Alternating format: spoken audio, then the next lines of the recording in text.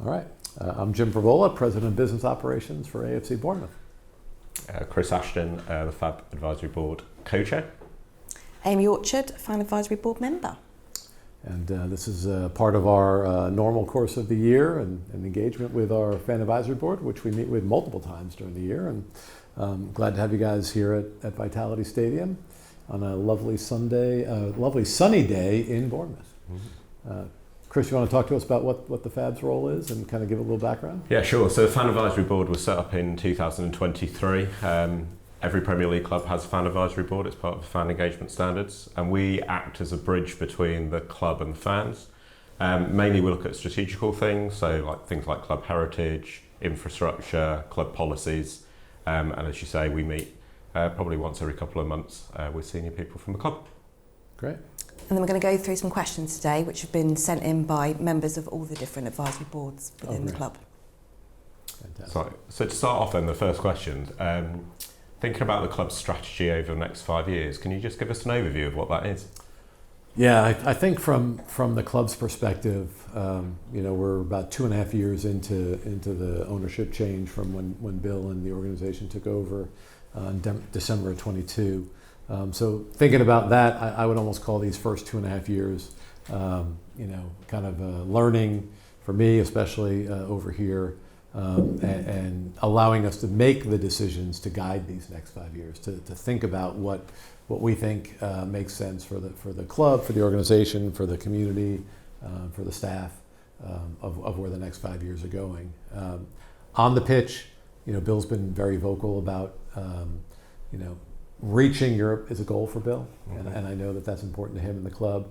But mostly the thing that I think he emphasized the most to the football side of our business is continue to improve. And last season in 23-24 we finished 12th, and his goal was to finish higher than 12th this season. Finish 9th this season, and his goal is to continue to improve on the pitch. So I don't think he's going to say, hey, next season's got to be 7th or 6th or 4th or even 8th, right? It's just improve on the pitch. And that's the plan for those next 5 years, continuing to improve. But if you take 9 minus 5, that's really ambitious, right? That would be great improvement on the pitch. And that's where you start thinking about, the qualifications for Europe. And we were right in it this year, right till the end. And just kind of being a passenger on the train this year was really exciting. Off the pitch, I would say, I think it's a really clear one for us. We ticked we ticked 2 big boxes in the last few months with the opening of the Performance Center. That was part of the original 5-year plan, so we got that done in 2.5 years. And then kind of a curveball one, which really only evolved in the last 4 or 5 months, was purchasing back the stadium. And what that's allowed us to do is really make meaningful progress on what the renovation plans are or what the future looks like for the stadium. And so off the pitch, that's probably priority 1 for us, is get the stadium project moving in the right direction. We're in pre-planning. I think that's technically what we've done. We've submitted our pre-planning application. We have regular calls with the council now, and we're doing survey work around the stadium. So we're doing some immediate things that will take a couple of years to develop those things, but we're in the process of moving the business staff into the Performance Center that's on site here, the old training pavilion where the team used to train. That'll be done in the next probably 2 or 3 weeks. If you have time later today, I'll walk you over there and you can kind of see the inside. And then from there, we'll move the business staff out, and the next phase would be to get the insides of the main stand renovated while we're playing this year. The insides of the East stand, where we used to have the gyms and the medical rooms and kind of the behind the house, back of the house of the East stand, renovate those, make them accessible to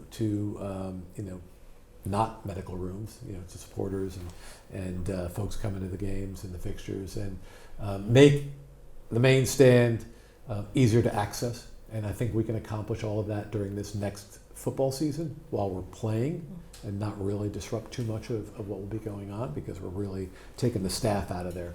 And then the long run is we got to get the stadium improved, right? Everything that we do right now, not a day goes by where we don't think about getting to 20,000 seats. And I can't even, it's not for exaggeration, it's not for effect. Nothing we do is everything touched to get this stadium to 20,000 seats. And a wild majority of that, I'm going to be bad at math here, but I'm going to say well more than 90% of those 99,000 extra seats will be GA. And we'll have some more hospitality, very, very small bits. I know that's not a popular word. I know we get kind of beaten up for that in football, not just in Bournemouth, but in football. But the vast majority of the seats that we're adding is going to be GA seats and improving that. So that's the big stadium kind of project over the next 5 years. If it takes me 5 years, that's something's gone horribly wrong. Hopefully it's a 2 to 3 year process, 2 to 3 seasons. My goal is for it to be done in 2 seasons, but you just got to get through planning and get it done the right way. And then beyond that, continue to grow the base, right? Continue to grow the fan base here. How can we get more, kids involved, more of the community that otherwise hasn't been able to engage with the club involved? So much of that is based around enjoying the game, enjoying the experience in person. So we're really making the efforts to do that, and then grow the fan base globally. Right, we're doing things obviously in the States this summer with TST and the Premier League Summer Series, which is a great opportunity for us. We're a really good multi-club system now. Right, we've got a relationship with Hibernian, we've got Lorient, we've got Auckland in New Zealand. We're working on some other things behind the scenes that are about to be in a good spot. So if we can spread the love of the Cherries to these communities as well, and at least make some of those connections there. We know that football fans are different in France and in Hibs, and we're not expecting them to just wildly embrace us, nor are we expecting people in Bournemouth to wildly embrace them. But if we can explain who we are and just kind of talk about Bournemouth, because we know it's a global sport. We know, and I don't mean football, I mean Premier League football is a global sport, and it's meaningful in France, it's meaningful in Scotland, it's meaningful in New Zealand, in the States. So that's our kind of our growth strategy, is to keep growing and getting bigger. And let people go, I know Bournemouth, it's a beach town, it's cool, it's the best city to live in England, and they play great football. Like, we want people to know about that. Great. I think just reflecting on that, I mean, even this year, Performance Centre opening, Yeah. most exciting season for fans, I would suggest, since we've been in the Premier League, and also the plans being announced for the stadium. I think, as far as we're concerned, that's shown real growth. So thanks for the work you're doing on that.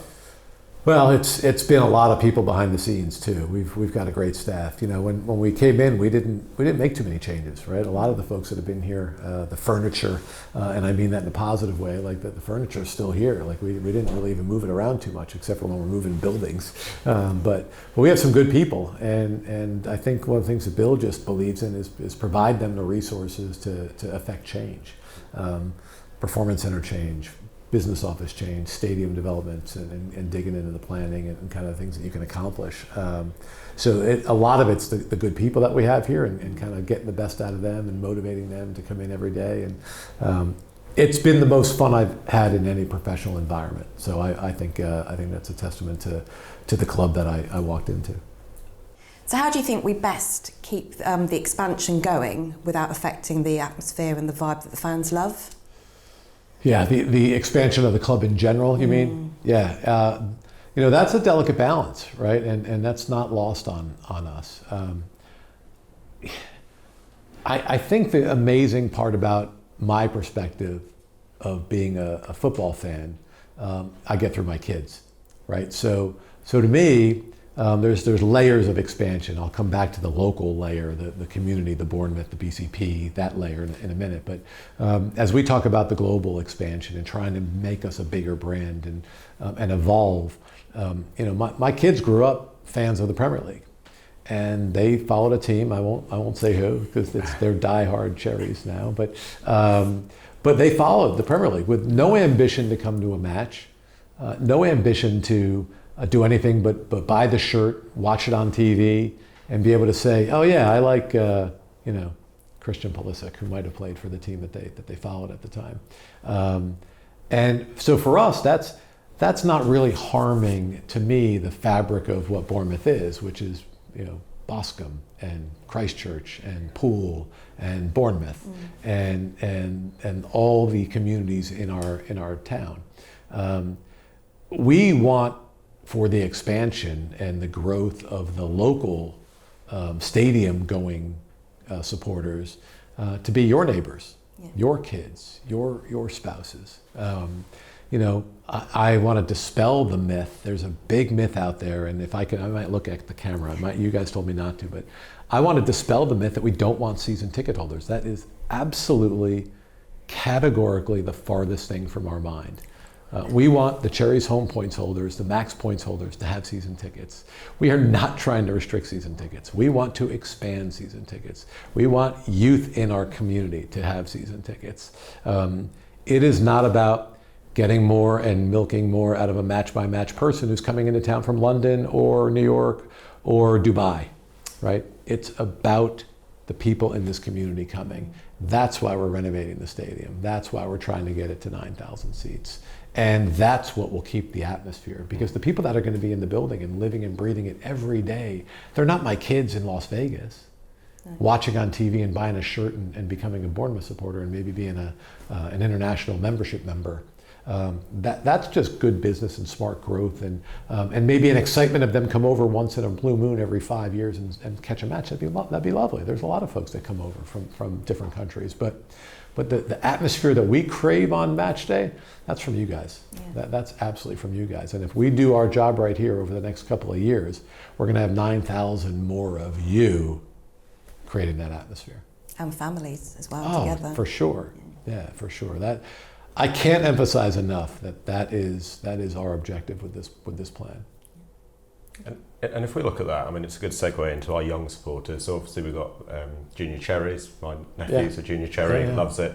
When we think about growing the fan base, you've spoken about it a couple of times. What's our strategy when it comes to young supporters? Yeah, we've really doubled down on, and maybe that's a cliche percentage, but we've really placed an emphasis on promoting the Junior Cherries program more. We've grown since we've taken over 26% in 23-24 Junior Cherries memberships, and this past year, 24-25 season, over 21%. So we've seen significant growth in our Junior Cherries membership. We would love more of them, and to be honest with you, we know that we're somewhat capped by that, by the nature of the part of the big membership benefit of being a Junior Cherry is access and tickets and getting to come see their heroes play on the pitch. And we know that will come more when we have a bigger building and we make it more available from a capacity standpoint to grow that program. But I'd love nothing more than to see more kids in the building. I love coming to the women's matches because they get a lot more folks who can't come to the stadium get to come.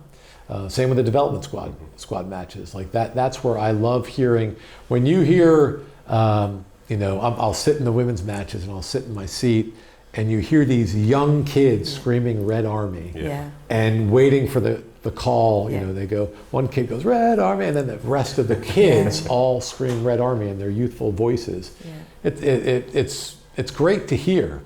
And you want to hear that on a first team match, and we'll get there when we can get more people in the building. There's a real excitement around it, isn't it, on a women's game? I think, with the kids and the families coming on a nice Sunday day out, which is brilliant. I would agree. So, what are the plans for the pre-match entertainment with food and live music, especially during the winter months? Yeah. The winter months are the toughest. I will say, being here now 2.5 football seasons. I think it rained every day my first 6 months here. I feel like every match day in the 22-23 season that I was here, it was raining, chucking down rain. And, I think since we changed, ironically, in the 22-23 season towards the end, I think it was for the Man United match and the Brentford match, those last two home fixtures. Since then, we've gotten really amazing weather. So some of it's good luck. Right, some of it you need good luck just with the way we're configured today with the weather protection and the way the stands are set up. The biggest change, I don't know that we're going to have too much change this year. I feel like we've made a lot of changes in the last 12 to 18 months. We've opened up the perimeter. I remember when we got here, you couldn't walk around. You were restricted. If you were going to have a pint, you had to kind of stay in these racked off areas with the barriers. and it just didn't feel very fun, engaging, inclusive. I think that perimeter change has been great. We've put more points of sale around the building, behind the plaza and behind the south stand, containers behind the east stand. That, Amy, I see you at a lot. Yeah. The north stand, the Great Escape, has been, to me, one of the most fun areas to go on a match day. We'll continue to bring live music. We've done a really good job of that, weather permitting. But I'll say for the renovation and the plan that we're working on now, a couple of the big benefits are the south stand, the way we're thinking about it, and once we show everybody some of the renderings that we're really getting close on. It's a lot of weather protected areas. What we're thinking about for the north stand and the east stand is going to create more weather protection. Mm-hmm. We'll have a fan zone on the west south side that will have canopy type covers in the corner there. So think about like where the Great Escape is today, but with a big giant canopy and covering it, another big screen out there to watch football or Sky or whatever might be on at those times in the pre-match. But also start opening up some of these areas post-match, keeping them open post-match so that folks can stay longer, watch the next match if there's another match on. And also, I talked about this in the fans forum, meter people out slower, because we know that we're going to have more people in the park, mm-hmm. And getting people in and out is going to be challenging, and we're working on that with a consulting company from traffic planning that we're going through the proper stages with the council and kind of the groups that we have to do consulting with. So we're fully in the middle of that right now, and keeping folks here longer. It's going to be a big part of getting people out in a more efficient manner, and then getting them to come earlier. There's some commercial benefit to that. I won't shy away from that, but I think people want to do that. We've seen. I want to say, I think the percentage is like a 60% increase in pre-match hospitality and when we talk about hospitality, we mean pre-match outside. That's hospitality to us. That's when you're buying a pint or you're buying a hot dog, that's you participating in enhanced hospitality. It's not just meant to be 3-course meal. It's just more points of sale, more open bars for all the supporters. So we've seen a 60% increase in people coming earlier. Yeah. And we want to do the same thing for post-match. And I think weather protection is a big part of that. Now, it might not be heated in some of these areas, but I think if you can just get away from the rain and get away from the wind and kind of have some areas to enjoy the fellow supporters, that's going to be really important. And the other big thing for it is the plan, and this is where we're working really hard with the council, is to figure out a way to move the gates and the turnstiles so that they're not in the north stand, they're not in the south stand, they're not in the main stand, they're not in the east stand, that they are on the perimeter of the entire stadium. We'll have 4 or 5 entry points, and that once you scan, you have access to the entire ground, so that you're not just restricted to going to your concourse on the east stand. Once you're in, and you can walk around the building and go meet your mates and wherever you want to go. That's a big thing for Bill. Access is a big thing for Bill. Getting easier in and out of the facility, not having the long queue line. So when you get a couple thousand people here pre-match at the Great Escape, they're already ticketed. They don't have to go through any more turnstiles and security checks and some of the things that have caused some of the lines and the queues. We still managed to get people in at like 98.9% by kickoff, which is amazing. But so much of it is just the old nature of the building. So that adds to the atmosphere. When you can come in, you're already checked in, you've already gone through all the security, and you're now on the ground, on the perimeter, you've already gotten into the building, and we just have to make it a lot more fun for people to come early and do that.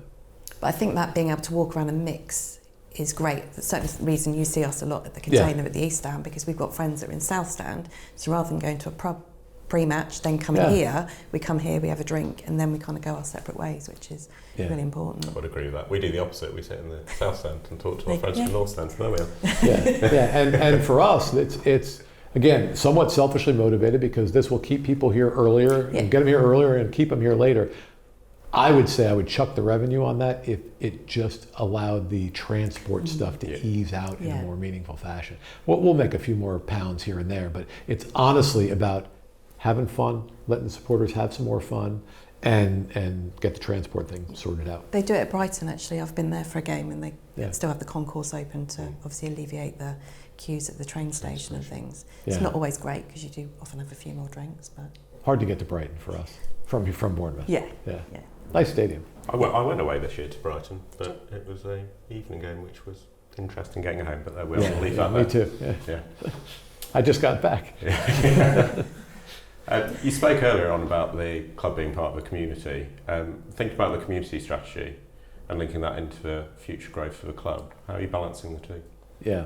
So the one, I give a lot of credit to Steve Cuss and what they do with the Community Sports Trust. So that's a really big part of it. And I never realized that when I came on board, kind of the dynamics of that, the fact that it's really a different business. Like, we don't own the Community Sports Trust. It's owned by the trust, right? It's really run by the CST. We do everything we can to help Steve out, promote him, the guys, the players, the coaches. They're constantly doing things with the Community Sports Trust. The number of visits that they do in the schools, like, it's thousands and thousands of hours a year that they're out in the schools representing the brand. They're all wearing the training gear when they go to the school visits. It's a chance for the youth to engage with the club in a way that you can't do when you've got the players necessarily training every day and off to the 38 matches, home and away. But the time that they give up Monday to Friday when they're not training through the trust is incredible. And I think we just have to keep doing more of that. What they've done at Ringwood and the facility there with the expansion and kind of the renovation of some of the things that they've done for the women's team that they're very involved in still, and the ladies programs there. Phenomenal efforts, and all we have to do is continue to support them and provide them the resources as best we can through some of the things that our commercial team does to bring sponsorships to Steve and the CST, and keep that at the forefront of all the conversations that we have with the community. Not just the community here, but also the business community, whether that's people in London or even the States. Our trust goes out to they've been to Africa. They've been to. They're right now. They're in the States doing stuff. They were a few years ago, even before we got here. They were doing things in, I think it was Philadelphia, and they've been to a couple of other countries recently in Asia and Europe. So Steve really does a great job of kind of spreading the gospel of AFC Bournemouth out across the world, and he does that in the summer. And during the year here, he really grinds away on the BCP area and beyond. I mean, he's out hours and hours away from Bournemouth, talking about AFC Bournemouth. But how much has the actual AFC Bournemouth fan base grown over the past few seasons, few years? So we can measure it in a number of different ways, right? So some of the easiest ways to measure it are growth of people with points, and that was a big priority for us. So we talked very openly when we first got here.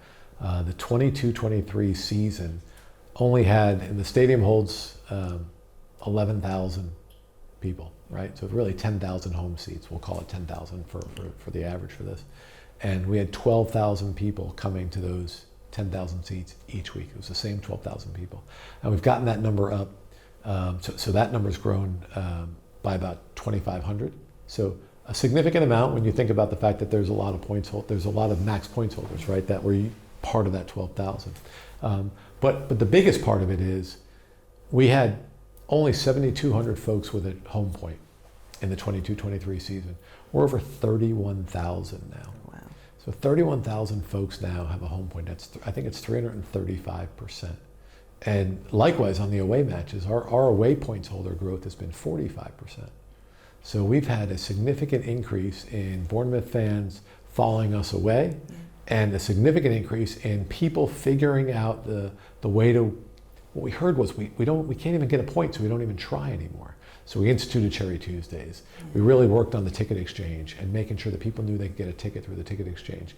Returns the day before the match. We always have returns, whether it's the away team, someone gets sick, whatever the case may be. We have returns, and we wanted people to get a point. So we worked with the women's program. We worked with the development squad. Get people into the system trying to come to home matches as opposed to not trying. And I think the feedback we were getting was we weren't even trying. And I think that's evidenced by the fact you only had 7,200 people buying those 3,000 seats or trying to even at that point. Now it's 31,000. And that was a significant jump from last year. I think it went 7,200 into like the low 20s, and now this year 31,000. So from that perspective, it's really growing. The other ways to measure it is social media and our following there. And I can't hit them all off the top of my head, but all of them are 28, 31, 41% growth from year over year, whether it's TikTok or Instagram or YouTube or whatever the case may be. We launched, we're starting to think about international social media accounts. We launched one in the US just like 6-8 weeks ago. Just what we did in TST alone, we had over 25% growth in 4 days in that account. For the U.S. account. And small numbers, but the meaningful growth is there. We have people watching videos from the TST event, which is really the heritage of our club, in the summer when football's not even really going on, except the fun little kickabout that they had in North Carolina. We had 96% of the people watching that didn't follow AFC Bournemouth on Twitter. And that's a great way for us to reach out to these folks and try to convert them. And it might have been locals and it might have been folks from other countries. But we continue to measure what we're doing on social media. We continue to measure what we're doing for away matches, for home matches. Our database is growing. Those are the ways that we can measure it as best we can. It's tricky because, again, the easiest way to measure it would be to see the people in the building. Yeah, but that's not going to grow at the moment. 2 years, 2 years. Everything we're doing is to get 9,000 more seats in this building. Brilliant. While we talk about seats in the building and fan base, one of the bits of feedback that the Fan Advisory Board have had is, I guess, a frustration from some people when they see away fans in the home ends. Yeah. Is there anything we can do to reduce that? Me too.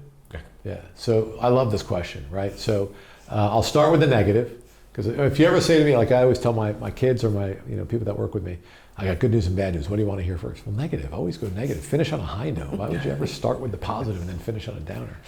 Look, we get it. Hospitality is a topic, and that is where some of the away fans come from, is hospitality.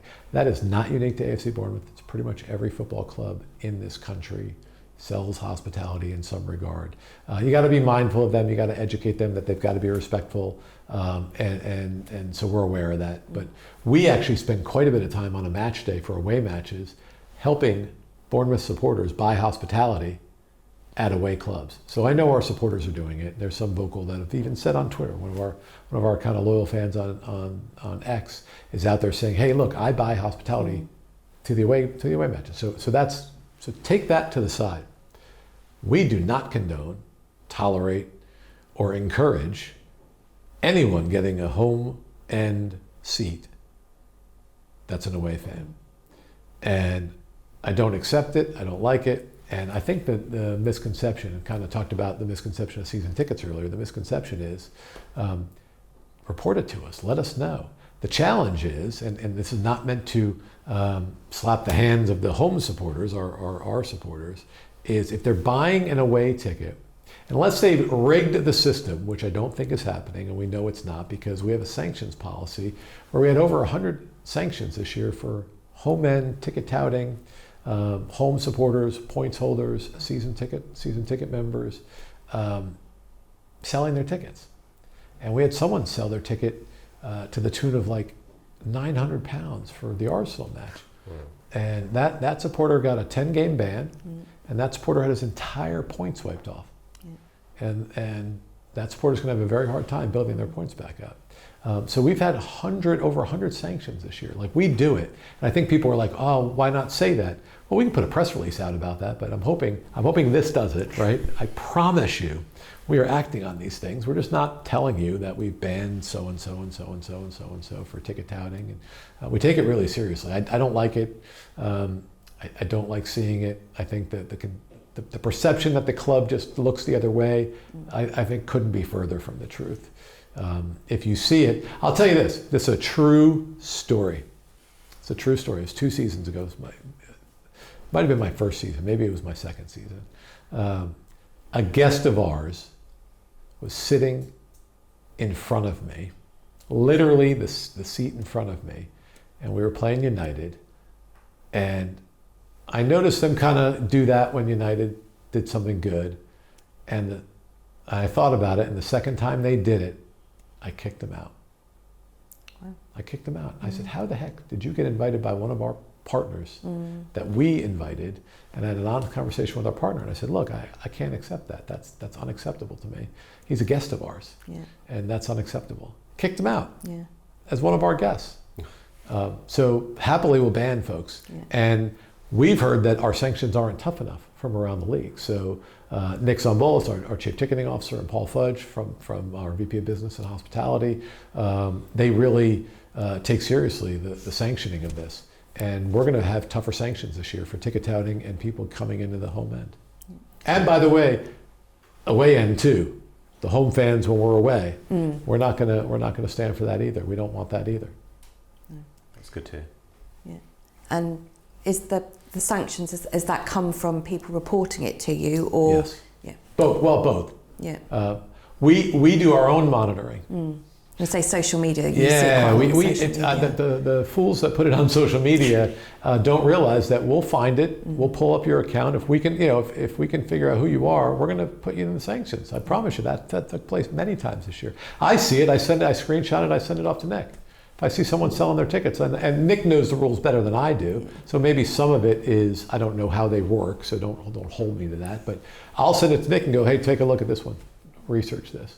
Every match we do that. We also do the ticket office, and I don't know how they do it, but they'll do spot checks. So they'll have somebody have to come to the gate to make sure that it's them using their ticket. Yeah. And if it's not, we take it, we go back to the ticket member, and we put them in the sanctions process. Yeah. And we do that for away matches too, home and away. So I would say probably 10 to 12 folks a game are spot checked at random, and they just, I don't know, they put it in some randomizer, same way we do like giveaways and things, prizes like that. And they'll have to come to the ticket office and show their ID. Yeah. And so we're proactive about it. We don't want to have 1,000 a game. One, it would just be torturous for everybody, but we want to let people know that we're checking. I've had it checked myself actually before on entering East Stand, and it goes red when you've done it. Oh, really? I've had to show my driving licence to prove. I chose you for that one. Yeah. Yeah, they did say that. Jim said check Amy's ticket. So, new ticketing system, how's that going to enhance the supporters' experience? So we're about 10 days in. Kind of give you some stats first. I love my stats. So we're about, I think yesterday, after whatever the number of days was, 8 or 9 or 10 days, whatever that number was, we were already at 50% of our season tickets renewed. And I think we've had 3 or 4 folks with some real difficulties. But for the most part, if people had an issue, they called our ticket office and they handled it really smoothly. Anytime you go through a ticket provider change, it's going to be a little bit of a challenge because people are used to their way of doing it. But for the most part, it's been very easy, and I think fairly well received because we haven't had too many challenges or complaints on that regard. It'll absolutely be a better system. It'll be a more reliable system. The goal for us is for it not to crash on Tuesdays when the points drops are going on, for it not to be slow. And nothing's perfect. A lot of it is always, anytime you're dealing with technology, it's never going to be perfect. But one thing I will say is the digital ticketing is going to be a great enhancement. And I know a lot of folks are old school. I'm old school. I keep paper and I don't use my iPad probably as best as I should. I like my notebooks and things like that. But the league is requiring all clubs, not this coming season, but the season after, 26-27, to go to digital ticketing. Now, we'll certainly have accommodations for folks that don't have a smartphone, for maybe some older folks that aren't capable of using it. From a disability perspective, we'll have accommodations for those types of scenarios. So we're going to be mindful. It's not going to be a hard and fast situation. But for the most part, I've been involved in this with a number of other clubs. It really is so much easier to use and to have. And the days of me, I actually now pay with pretty much everything with my Apple Pay. I couldn't imagine taking my wallet to a restaurant now and taking my credit card out to pay for my meal. Or when I go to get my Costa coffee at Tesco Express every Saturday and Sunday morning, I don't even walk down there with a credit card. Just take my phone, boop, and go. That's going to be what's going to happen. So that's going to be a big benefit. The one thing I want to emphasize, what it's not going to change, and I think there might be a perception out there that it's not going to change that first max points drop. So you're still going to have the same number of people trying to get roughly the same number of seats. that you had this year and last year and the year before that. And it's still going to be a scramble and it's still going to be tight. And until we get the building bigger, it will be that way. So everything we're doing is to do what? Is to get 9,000 more seats in this building, because it'll make some of these things a little bit easier. But the first point drop this year, with SeatGeek, without SeatGeek, doesn't matter. It'll still be that same urgency and rush. And that's not great. We understand that and we acknowledge that. It's unfortunately the limitation of the point system. I think we're encouraging everybody, long before you come to the ground, have it on your phone, already populated, because that way you won't have any service issues down here. Once it's on your phone, even if there's no Wi-Fi, you can still access it. So the fan experience at the club is improving every year. We said it's getting better and better. There's still groups in our communities that are underrepresented, especially when you're coming to the games. What are our plans to do more to support them getting to match day experience? Yeah, so the Community Sports Trust, which we talked about earlier, they do a really good job. They bring hundreds and hundreds of folks out, complimentary, throughout the BCP area, underrepresented groups. That number will increase when we get more capacity in the building. So that's definitely one of the things we're looking forward to, is providing more to the trust so that they can do more of that. But we're also, Hannah, our sport liaison officer, who you guys know real well, from a Cherries Together point of view, we're bringing groups to the club on non-match days, on women's matches, on development squad matches, bringing them here to kind of get a peek behind the scenes of what it's like to be part of AFC Bournemouth. So while we can't necessarily do it on a Saturday at 3 o'clock when we're playing, Brentford or Palace or whoever we might be playing, Leeds this year, with larger amounts of folks, we're doing more of that behind the scenes on women's matches, development squad matches, and non-match day events. So a really big thing that we launched was enhancing that, doing more of that. And I can't wait to add more of those tickets to the program when we get the 9,000 more seats in here. Yeah, I was lucky enough to go to Cherries Together. I've got to say it was a good day. Yeah. Just to see, especially the kids, having a tour of the stadium, going to the changing rooms, people playing out. It was nice to see people who hadn't been to the stadium, so it's good to do more of that. We tested something the other day. One of the things on half terms that parents have a hard time working, and on half terms, if they're not going away, what do they do with their children, and how can they get affordable care for their kids when the kids are on half term if they're still working full time? So we put on a program here at a really reduced rate, where basically we provided care and service for kids in a Bournemouth way, down in our kids zone here at the ground, where they got some behind the scenes tour, had to have a lot of fun while they were here too. So that was something we trialed just maybe 2 months ago. I think it was the half term back in March or April. Yeah. So is there plans to continue that sort of over the summer months moving forward? Yeah, to be fair, I don't know exactly all the terms, because a lot of it will depend on where our staff's available to do it, but yes, we'd love to do more of that, for sure. And I suppose it's easier now the first team are away from the stadium. Yeah. Definitely helps. Although it takes away the fun of it, because while the first team was here, I do know a couple of them, I think, popped over and said hello. Yeah, that's one thing we'll miss from them not being here. Yeah, and I'll miss when kind of coming up from Park Run on a Saturday, coming up the cycle lane as they're running across to the training pitches.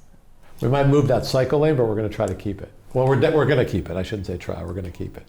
That's the heart of the conversation. Yeah. No, we're keeping it. Just going to be it's going to be diverted around a little bit. Okay. Yeah. I'll be remeasuring the course. Yeah, that's what. Yeah, get your pedometer on, or however you're doing it.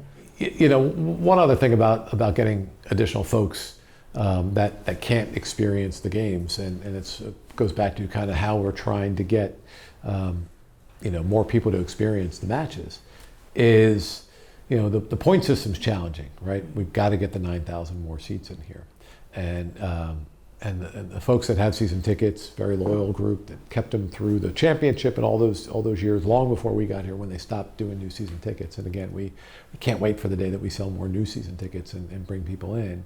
But we get asked a lot, like, you're not doing enough for kids. You're not bringing enough kids to the games. I can't bring my kids. And what I want to say is, and this will never happen, and I look at you two because you're both max points holders, right? Is if you came to 16 matches instead of 19, and all max point holders said, I'll give my 3 seats back. I'll give my seat back for those 3 games times 10,000. That's 30,000 folks. I would be happy to give them all the junior cherries. and forego the revenue difference for those 30,000 seats, which would be close to 7 figures, if it meant we could get more kids in the building. The problem is, and I appreciate the position of the max points holders, you don't want to do that. You don't want to do that. You want to come to all 19 games. So it's not lost on us that we want more kids coming. It's not lost on us that underrepresented groups can't come. I don't know how to get them in without going to Chris and Amy and saying, hey, you know what? This year you can only come 16 times. Yeah. And we're going to take those 30,000 seats and sell them to junior chairs. I would do it in a heartbeat. I'd walk away from that revenue in a heartbeat. Not because I don't want you here. I love you. I love you guys. I want you to be here, but I want them to be here too. So what do we have to do? We've got to get 9,000 more seats. We got to keep expanding the stadium. It's why everything we're doing is to expand the stadium. It's why every ounce of energy that I'm spending the last 12 months and over the next 24, 36 months is going to be to get this project started, already, through planning, in progress, start construction and complete construction over the next couple of years. Because that will absolutely make a lot of these things go away. Will it be perfect? No, because we'll probably get to a point where we'll think about, did we go too small? Did we not go too small? Because some people will say, why 20, Jim? Why do you keep saying 20? Why not 30? You're not being ambitious enough. Well, it costs a lot of money to renovate a stadium. It costs a lot to keep growing, to build a new stadium. We had a data, when we first got here, we were kind of disappointed that we didn't sell out the preseason games. And we still have never sold out a preseason game since we've been here. And we've taken a little bit of heat the last couple of days because we're only able to have one preseason game this year. It's not by choice, just by calendar. It's by the quirk of scheduling. You see behind you, we're doing work on the pitch. Well, the pitch won't be ready until probably August 1st, August 2nd.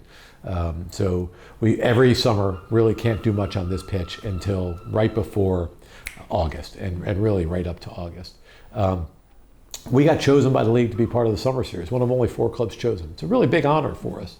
And financially, it's really important to the club. So we couldn't do it in July to have a second home preseason friendly. And when we got back, we're going to get back from the last match in the summer series around August 4th, I believe the date is. So we only have 5 days to get the guys back on the ground, get their time and bodies adjusted, play the preseason friendly on the 9th, and then 1 week until the regular season starts. So there just wasn't a window to have a second friendly. So, yeah, that's a bummer. Now there's some folks that are kind of upset that we're only having one. Nobody would want to have more than one preseason friendly than me.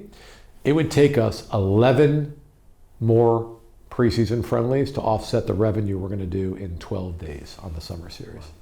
And that revenue is going to go right out there. Yeah. It's going to go right out there into those 9,000 more seats. It's going to go right out there into weather protection fan zones. It's going to go right out there into more opportunities for folks to come, more underserved communities, more kids, more access for your neighbors and friends. I'd have to have 11 more of those. So do I want to only have one this year? Absolutely not. I love the games. I'd love to have 30 more games than what we have. I love the matches. But the scheduling was just a quirk of scheduling. It just didn't work.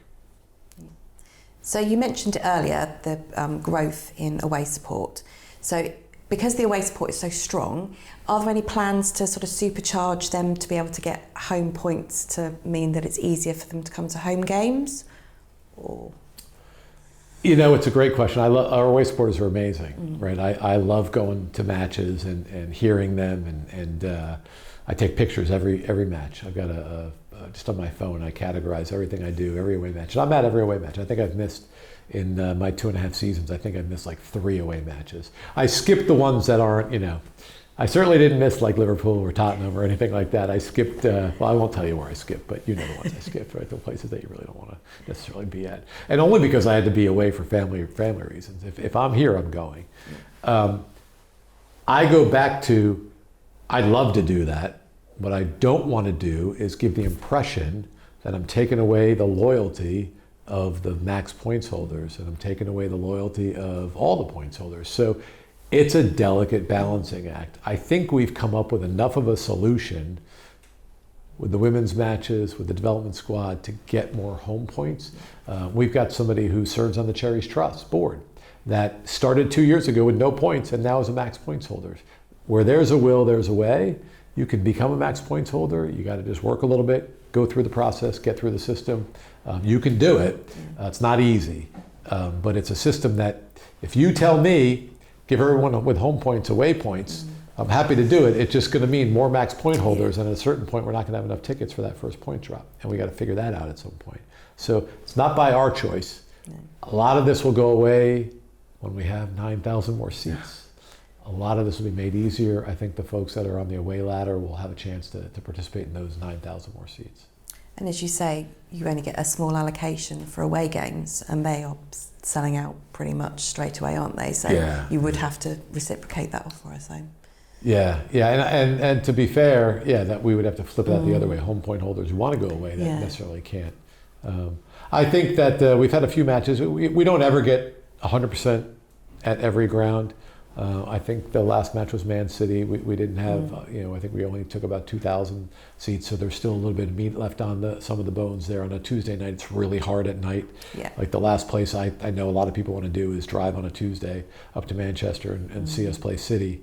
That's tough. Yeah. So I get it. It's the challenges of kind of the TV, and it's just it's a part of the game that I understand is tough for supporters. So not criticizing anybody for that at all.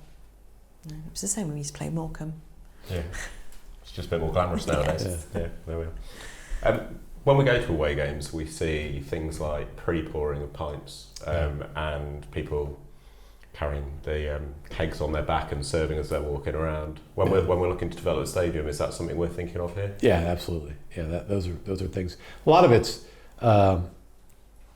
capabilities of the existing infrastructure, and it's challenging. That's an explanation, not an excuse. It sounds like an excuse, but it's an explanation. It is something that we are thinking about every day. It's why we've added more points of sale around the building. It's why we've invested in different containers outside.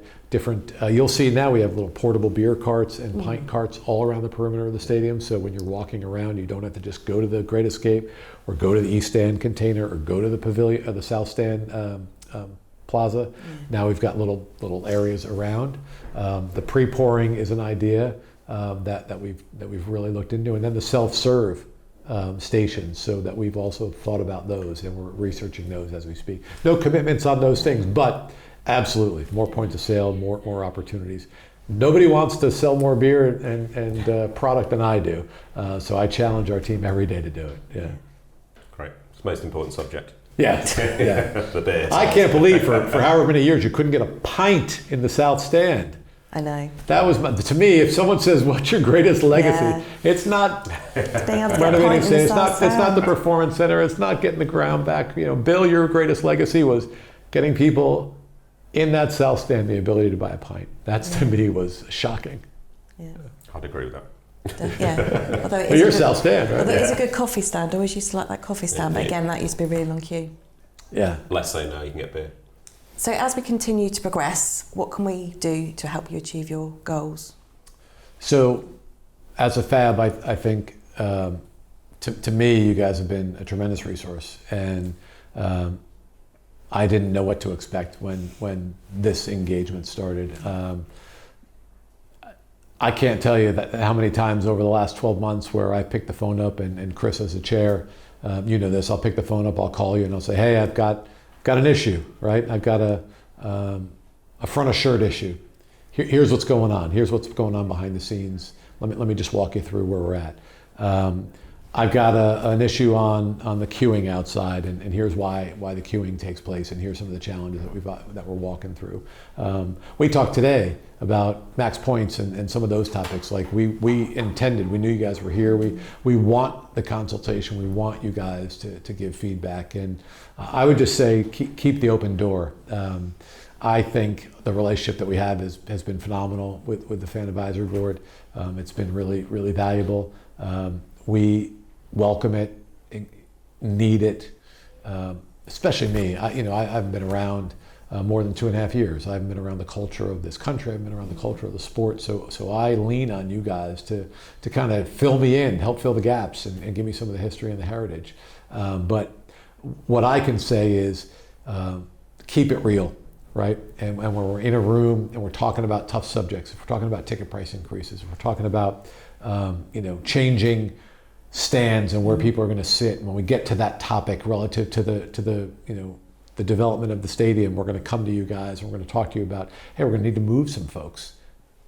Places are going to change. The building's going to look a little different. We're going to have to relocate some people. Like, these are real topics, and we're going to come to you, and we want you to just keep an honest and open dialogue, and feel free to ask questions, challenge us, and we welcome the good, the bad, and it's always an open dialogue, an open conversation. So from my perspective, keep doing what you're doing. Keep asking away. Keep getting the feedback of the supporters too. Right, so beyond our group on the Fab, I know you guys are constantly talking to other supporters, and you had an event out here at one of the matches, a couple, maybe a month or two back. City game, yeah, for the Man City game.